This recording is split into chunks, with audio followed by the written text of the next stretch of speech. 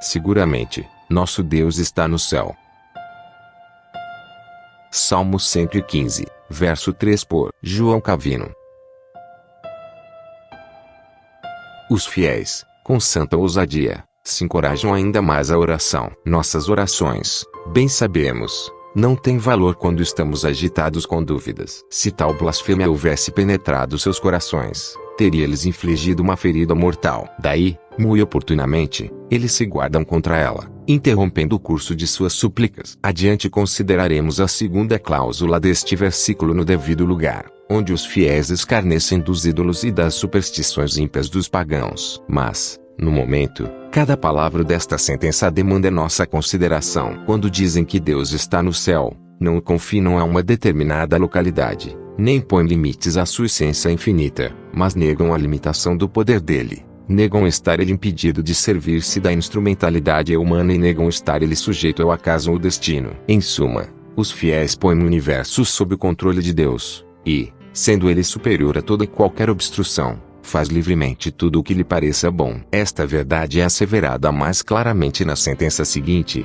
ele fez tudo quanto lhe aprove. Pode-se dizer que Deus habita o céu, enquanto o mundo está sujeito à sua vontade, e nada pode impedi-lo de concretizar seu propósito. O fato de que Deus pode fazer tudo o que deseja é uma doutrina de grande importância, contanto que seja verdadeira e legitimamente aplicada. Essa cautela é necessária, porque pessoas curiosas e presunçosas, segundo seu costume, tomam a liberdade de usar mal a sã doutrina, apresentando-a em defesa de seus cismas frenéticos. E, quanto a esta matéria, testemunhamos diariamente em demasia a força da engenhosidade humana. Este mistério, que deve suscitar nossa admiração e temor, é transformado por muitos, sem pudor e reverência, em assunto de conversa ociosa. Se quisermos tirar vantagem desta doutrina, devemos atentar ao significado de fazer Deus o que lhe apraz no céu e na terra. Em primeiro lugar, Deus tem todo o poder para preservar sua igreja e prover o necessário ao bem-estar dela. Em segundo, todas as criaturas estão debaixo do controle de Deus. Por isso, nada pode impedi-lo de concretizar todos os seus propósitos. Não importa o quanto os fiéis se encontrem privados dos meios de subsistência e segurança, devem encorajar-se com o fato de que Deus é superior a todos os impedimentos e pode torná-los subservientes ao cumprimento de seus desígnios. Precisamos também ter isto em mente: todos os eventos resultam unicamente da determinação de Deus, e nada acontece por acaso. Isso era muito próprio a premissa acerca do uso desta doutrina, para que não formemos concepções indignas acerca da glória de Deus, como homens de imaginações vis costumam fazer. Adotando este princípio, não devemos ter vergonha de reconhecer francamente que Deus, por seu eterno conselho, administra todas as coisas de tal maneira, que nada pode ser feito senão por sua vontade e designação. À luz desta passagem, Agostinho mostra, apropriada e habilmente, que esses acontecimentos, os quais nos parecem despropositados, ocorrem não somente pela permissão de Deus,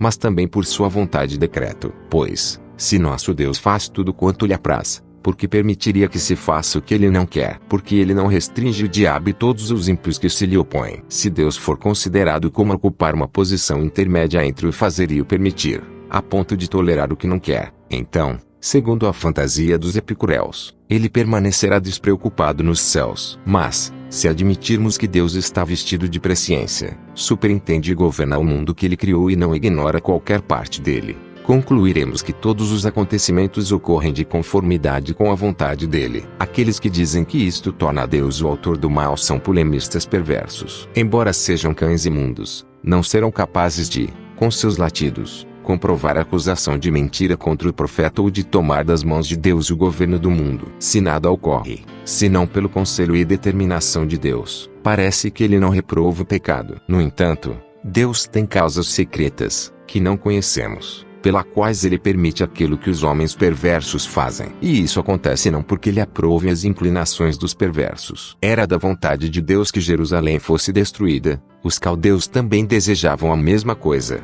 mas por razões diferentes. Embora Deus tenha chamado, frequentemente, os babilônios de seus soldados assalariados e tenha dito que foram alugados por ele. Isaías, capítulo 5 verso 26. E que eram a espada de sua própria mão, não os chamaríamos de aliados de Deus, porque os objetivos deles eram diferentes. Na destruição de Jerusalém, a justiça de Deus seria exibida, enquanto os caldeus seriam censurados por sua luxúria, cobiça e crueldade. Portanto, o que quer que aconteça no mundo está em conformidade com a vontade de Deus. No entanto, não é vontade dele que o mal seja praticado, pois, por mais incompreensível que nos seja o conselho de Deus, esse conselho está sempre fundamentado nas melhores razões. Satisfeita somente com a vontade de Deus, a ponto de ficar plenamente persuadida de que, a despeito da grande profundidade dos juízos dele, Salmo 36 verso 6, esses juízos são caracterizados pela mais profunda retidão, esta ignorância será muito mais erudita do que toda a habilidade daqueles que imaginam fazer de sua própria capacidade o padrão pelo qual podem medir as obras divinas. Em contrapartida, é digno de nota que, se Deus faz tudo quanto lhe apraz,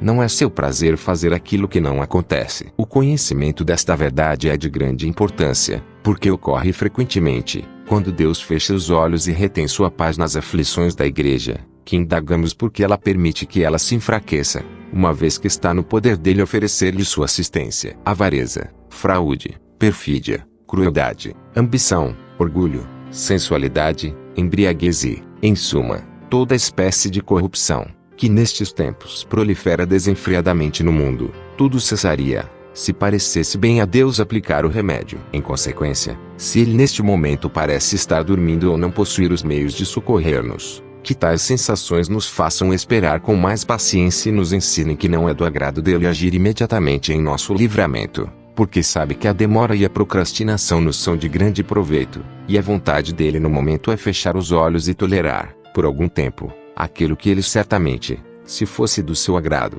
poderia corrigir instantaneamente. Seguramente, nosso Deus está no céu. Salmo 115, verso 3 por João Calvino.